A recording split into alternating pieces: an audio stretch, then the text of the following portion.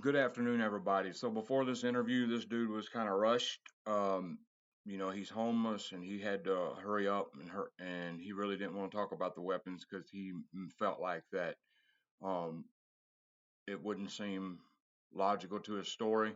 You know how it goes. Some people just don't want to do that. So he talked about his gang stalking briefly, and I showed some of my evidence and explained to people why I don't put it on YouTube. Is because you deal with trolls when you put evidence out there. They're always going to do plausible deniability.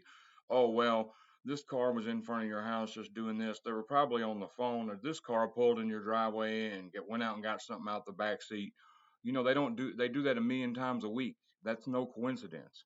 So anyway, I showed some evidence in my videos and stuff. Sorry it was a short interview. Like I said, the dude really had to go because he's homeless and he's trying to videotape in certain places and stuff like that, and it's hard when you're homeless. So I hope you enjoy this interview. I have more coming this week. God bless all TIs. Hello, everybody. Today I'm with Edward Donegan, and he's a targeted individual. He's brave enough to come out and tell his story. He's been targeted since 1978 that he knows of. That's a long time. And a lot of people might say that this program hasn't been going on that long, but it was more MK Ultra in 78, but it did switch but there was targeting going on.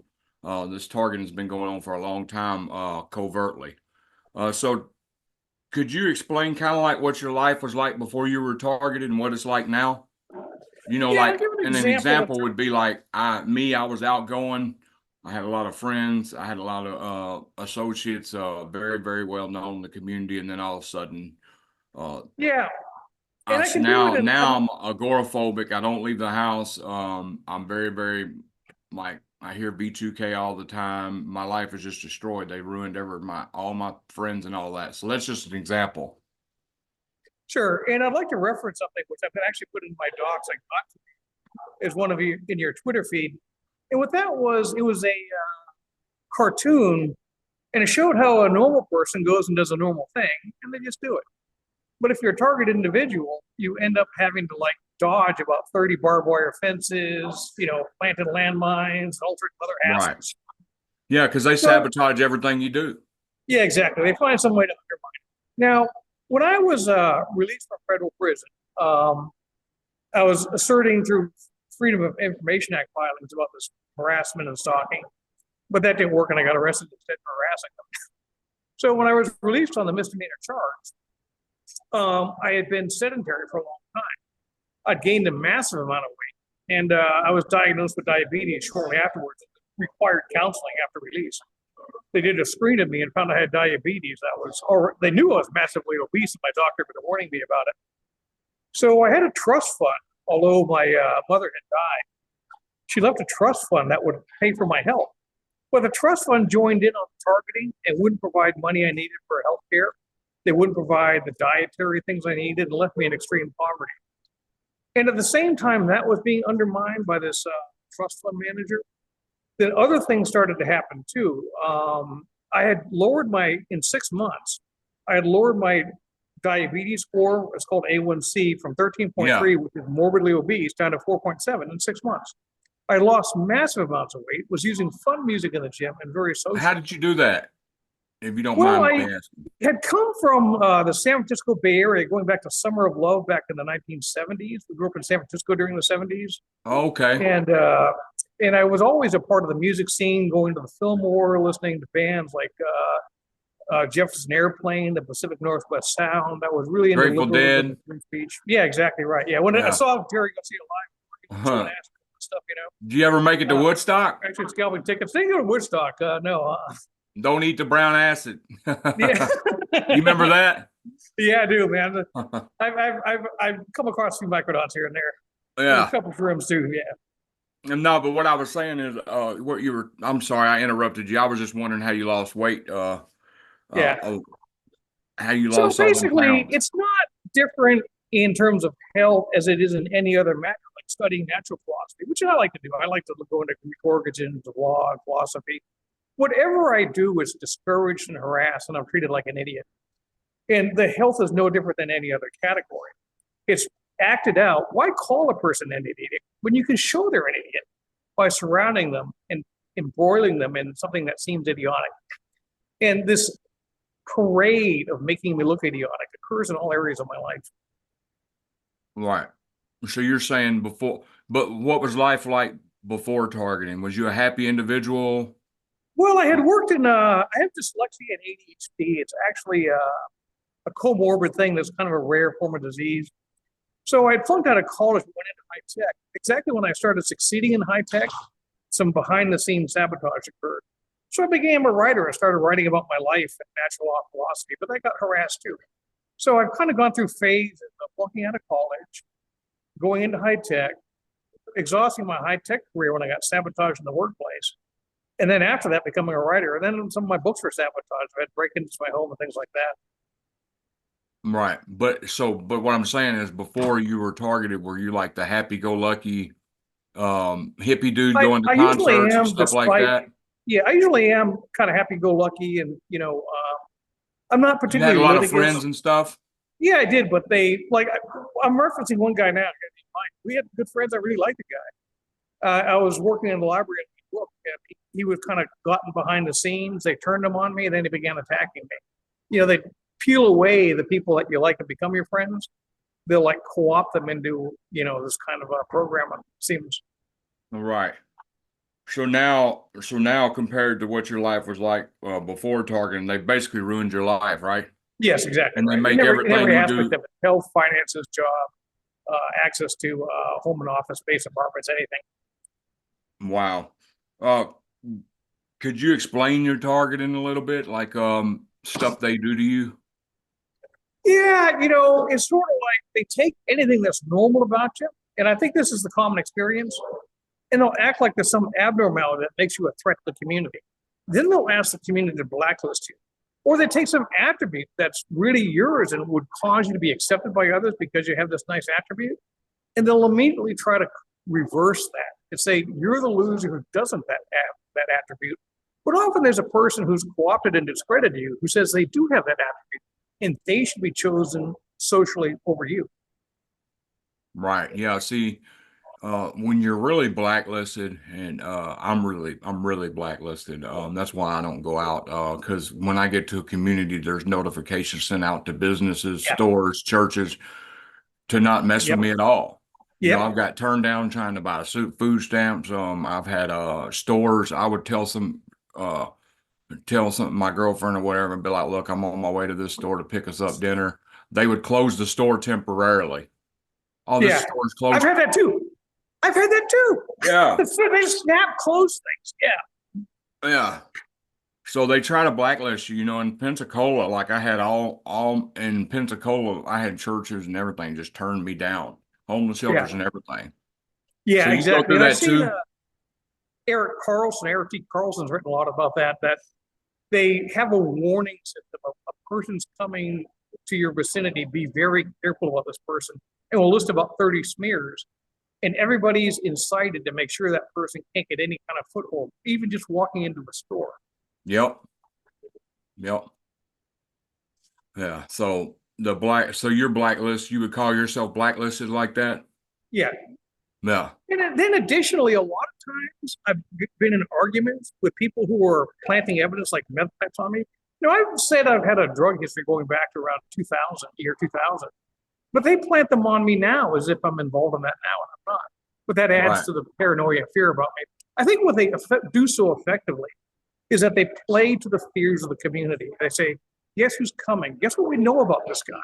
And they start playing to the fears of the community. And I've noticed that the smear campaign they use isn't really about me. It's not true about me, but it is true about the fears people have and how they can play to people's fears. Exactly. And what kills me, I hear I hear people talk about, well, the gang stalking part ain't the bad part, it's the weapons. Yes, the weapons are bad. But if you're really blacklisted, if some people are blacklisted more than others. If Yeah. you're blacklisted to the that's why I haven't went out in 2 years, because I already know they got notifications where I'm at. Yep. They're going to Right. blacklist me everywhere I go. I'm going to get shunned and treated like I'm a disease. So I don't Right. like going into that. To me, Right. that puts me in so I stay here. and I have panic attacks now. It's done made me where I have panic attacks if I step Right. outside. If I'm around a group of people, I'm looking for the exit. I was homeless Right. like 4 or 5 years and got treated really, really shitty. Pardon my Yeah, I language. know. I had a policy of sitting in the library with things behind me so I couldn't be Oh, suddenly, they'll perp you in the pulled on from library. behind. Yeah. And the other thing that they have is that, well, people are being in a chronic way perpetually hostile to you. If you react against that, about 10 people who are right there with them will jump you at once. And I believe that's how my 86-year-old father Yeah. Yeah, they come in groves. died. Yep, And I was exactly getting right. gang stalked so hard I couldn't even enjoy reading a book at a Yeah, library. You know what I'm yeah, saying? exactly. You got Yep, people sitting next to you, and then they'll do direct conversations and be talking about you to another exactly. person. Someone will come up and interrupt you with some stupid way or start a stupid fight right next to you that becomes a distraction. All right, so you deal with that too, huh? Yeah, yeah. The use of intermediaries, often with the police standing next to the intermediary, doing what the police officer says, while the police officer denies the harassment. The intermediary is usually drawn from the homeless population or social services, mental health, things like that. Right. So do you have your own place or No, I'm living homelessly now. right? Well, I was there 9 years, man. 9 years Yeah, straight. sorry, man. And so I know how that is. So you're basically at shelters. No, I find them too dangerous. That's really out of the kind of community where people are influenceable in terms of racketeering influences and being brought into illegal programs as confidential informants. I find that whole Yeah, layer of see, society. when I was homeless, I stayed on the street. I would Yeah, sleep on right. the street, Yeah, because shelters ain't nothing but a setup. yeah, exactly right. Yeah, That's and what I there's feel too. perps all in them. Yep. And so you're staying on the street then, basically. Yeah, right. Yeah. But during the day, you get showers and food and stuff like that, right? Yeah, unfortunately, I have disability from my high tech days, and I don't need the library, which threw me out when I was complaining about my behavior. But I can do my work in coffee shops. The library is replaceable. The Austin Community Center, Rec Center, their public, place that's like a gym, and the public library threw me out using the same scam, and they started a fight with me and then blamed me for the fight. But that's the Austin government. There's a lot of other places in Austin that haven't thrown me out yet, and if they do, there's another place just like it. So they Yeah, threw me out of Texas is community bad. gym. Yeah, right. I was in Claiborne, Texas. Listen what they did to me. So I'm in Oh no. Claiborne, Texas. I got catfish by this person who was supposed to be such and such. Anyway, I get to her house. She bought me a plane ticket. I get to her house. She's like 70 years old instead of 35, like she said. And Huh. all her family's around me and all that. Anyway, so I get stranded in Claiborne, Texas, and my friend sent me some money at Walmart. So as soon as I got my money at Walmart on Western Union, walked out to Walmart, the police met me and said, "Look, Walmart don't want you on this property. You got to go where it's trespassing." Yeah, and So I often, went yeah, to exactly. Wendy's. Listen to this. So I went to the Wendy's next door, bought a drink and some fries, and I'm sitting there, and I'm trying to think of my next move. The police officers come and said the owners of Wendy's don't want you here. It's trespassing if you come in here. Yeah, They do that, and I'm like, wow. yeah. I went to like 4 places, and they done that. Well, exactly right, and that's the whole point. Is that what they try to do is build a cumulative record on you. When they told me they're going to throw me out of the library, what they told me in advance, like 2 months in advance of it, is not that you use this library, you'll never use a library again. And the idea is they pick enough fights with you, and then they go around and say, look how many fights this guy's been in. Preempt the fight. Don't even let the guy in the first place. Make sure he never even gets in. Right. They say he's got a record of fighting. So you've got a record of fighting? Yeah, exactly. Look at all the trespassing he's had. I'm saying, do you have a record of fighting? Have you ever No, fought? hell no. It's like I stood there on the courthouse. A guy walked up, smashed me on the face, full, right out of the blue, left me covered in blood. My shirt was drenched in blood. I didn't even take a picture of it. The police threatened to arrest me for him getting there. We ordered you to get out of here. They didn't arrest him, and the EMS service in Texas are working with that guy who's the guy who hit me, and they're using him for all sorts of other purposes. Wow. Twice I've been covered in blood in ambulances, did nothing, and didn't fight back, and they threatened to arrest me for the fight. Wow. Yeah, Texas is They rough, ordered me to man. leave because of the fight. Have you ever thought about getting away from Texas? Yeah. Not Yeah, that moving I'm helps, quoting but Gerald Soseby a lot in Texas. And Soseby had the same problem in the library, the same problem with that breaking into his home stealing his computer. Everything that Soseby went through in Texas and Powell, Texas, I've gone through too. yeah. Oh, Gerald Salisbury, you know Gerald then, huh? Yeah, in fact, he's actually an FBI counterintelligence guy from Yeah. Romania. Yeah, that goes into my family history of Mariam Tech, and that's a long story. He actually talked about me on the talk show with Romola Awesome. D. Uh, and what he was doing in 2018, I had two people following me, threatening to kidnap me, and I had it on Facebook Yeah, Live. Well, look, yeah, Gerald Salisbury reached out to me on Facebook, and awesome. guess what they did? What's They that? deleted his whole Facebook for Shit. trying to help me. I know. That happened in I've got so many 2018. videos of doing stuff like that. Yeah, openly blatantly telling you they'll kill you and stuff like that. If you mention his name, who did? In fact, there's a woman named Jen Moore who was telling my story. Showed a picture of my home. They told her 3 times they almost beat her to death, put her in the hospital. If you talk about a Donegan, we will kill you. Then she's found dead. Wow, She's for got a trying to picture, help you. like I got it in my press release. She's got a picture of my home, my mother and I's home in Arlington, Virginia. She's saying they're going to silence me, they're going to kill me if I tell the story, which is the Donegan story. Right. Wow.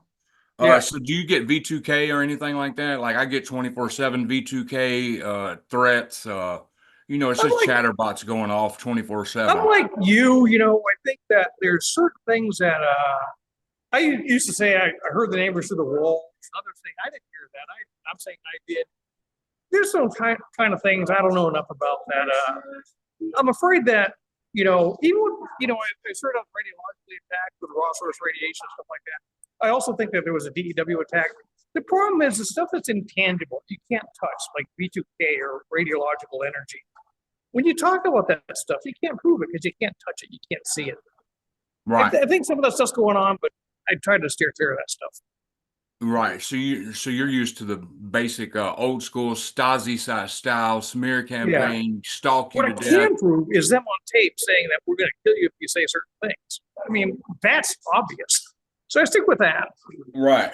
Right. So you think you've had weapons attacks and get weapons Yes, attacked yes, by weapons, yes. but you'd rather not talk about it because it can't be proven, right? Yeah, I was put in a psych ward when I said I was radiologically attacked or some kind of direct, energy weapon. They put me in a hospital in North Carolina. Right, right. Well, then tell me a little bit about your gang stalking. What do they do? Like, could you tell me what they do? Like, when you leave the shelter, are you bombarded, stalked, followed around all day? Yes. Wow. So yeah, that's me. I feel like I got the paparazzi following me. Yeah. I want to congratulate you. You and Soseby have really done a lot of hero things, man. I'm glad you guys are hooked up. I've tried to send them stuff too, but Oh, I I'm think not the hooked up story's with him coming no out. more. I'm not. I haven't talked to him since 2018, but Mhm. I know who he is. Yeah, good. William Binney's another guy I really respect.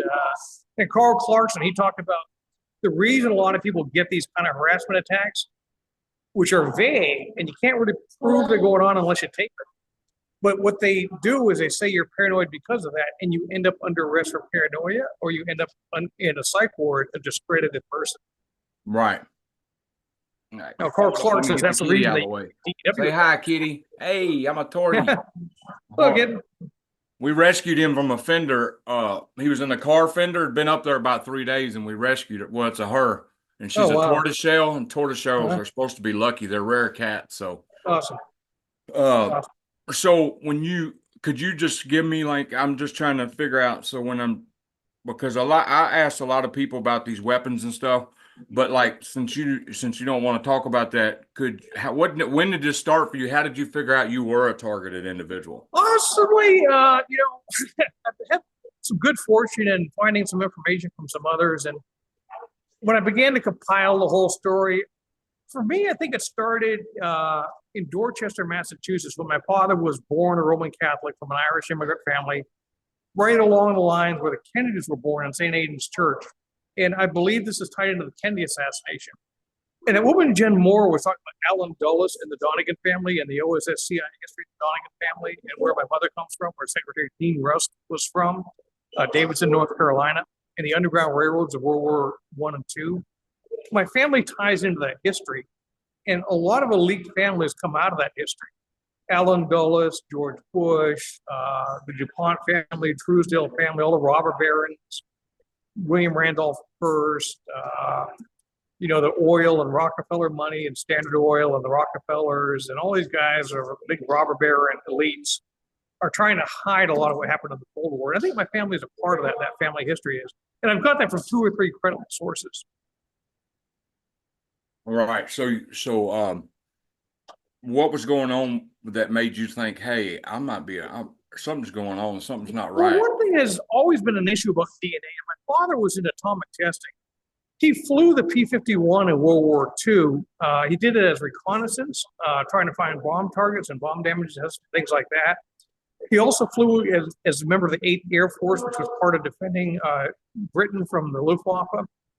And he also flew in Korean War and the F-86 jet. But he flew with, basically the OSS CIA operations back then and a very high-ranking type military operations. One of the parts of that was that he was in atomic testing. You'll see, like, if you've seen the movie Oppenheimer and you've seen a lot of stuff like that, where they set off a blast and a bunch of soldiers were there and they were like studying the size of the blast. My father was one of those guys. The reason was he was going to fire the first and second atomic bombs out to drop on Hiroshima, and he did. And during that, they were studying his DNA. They did all of his life. My mother was apparently in part of testing, things like that. And, the DNA from the Cold War and atomic testing has always been an issue in my family, and it still is. Very interesting. So you think you were targeted because of your DNA in your family? Yeah, that's been something that other people seem to have on their mind quite a bit. To me, I'm a normal guy. Yeah, I know a lot of people that think that. Yeah. Yeah. Yeah. You don't have no friends or family? You're totally isolated? No, I'm the last living Donegan, and I'm trying to get the Donegan story out. Right. But they're harassing it. So is there anything that you would like to, you came on here for interview. Is there anything you would like to say that you have prepared? Yes. Thank you very much for all that incredible work that you're doing, getting the stories out and doing what you're doing. I've got some notes I sent you by some link about some of my family life and stuff.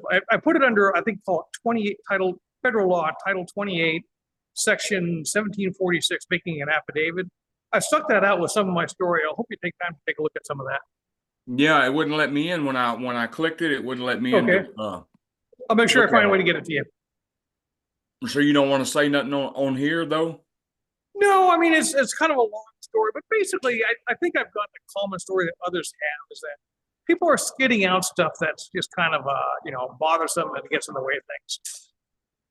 Yeah, that seems to be what these parades are all about.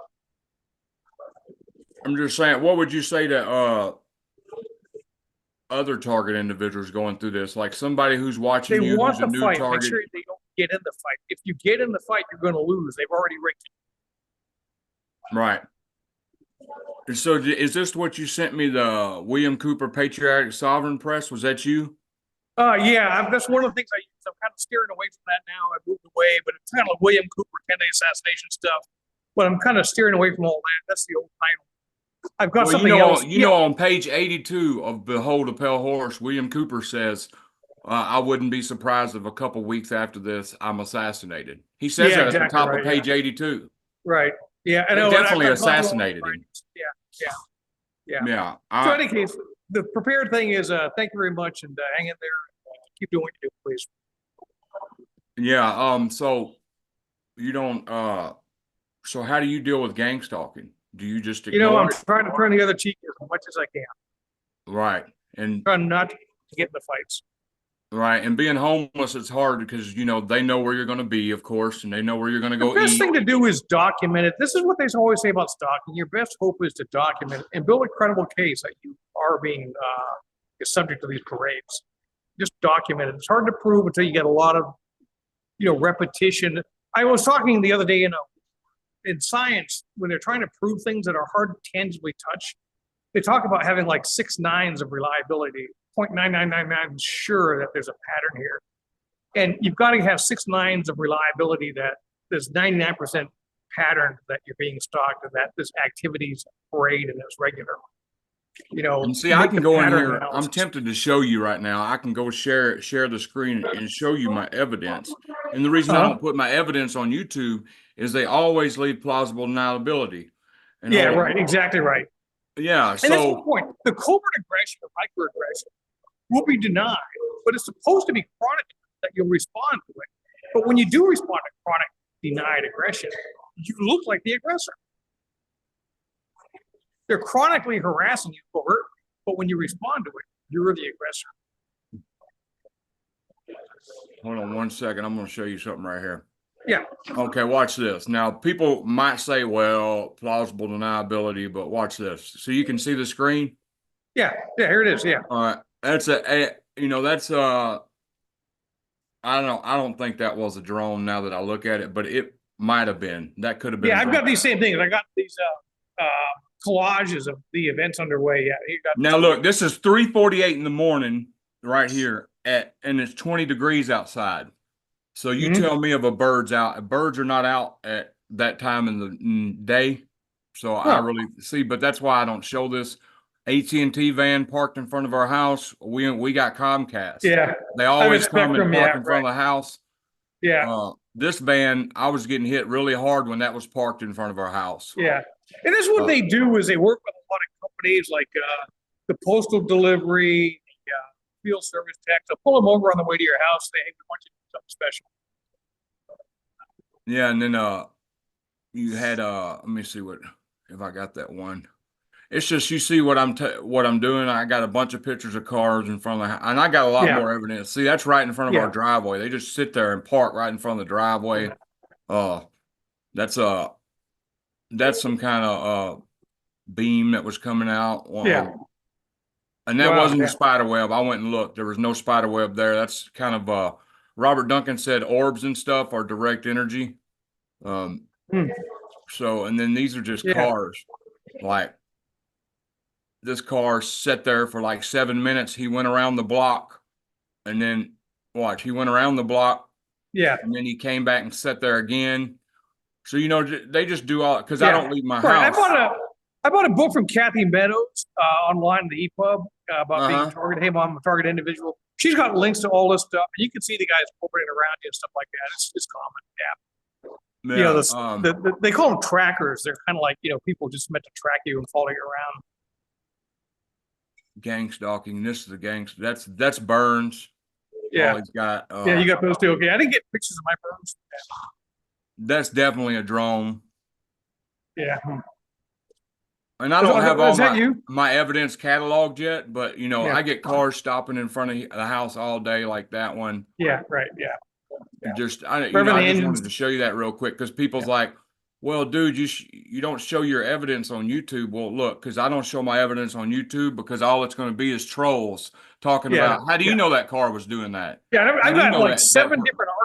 Each of them about 2 gigs big. So yeah, I gotta get going now. I'm in the gym. I'm not really supposed to be doing this, but I don't think it's banned. But I don't want to use it for this either.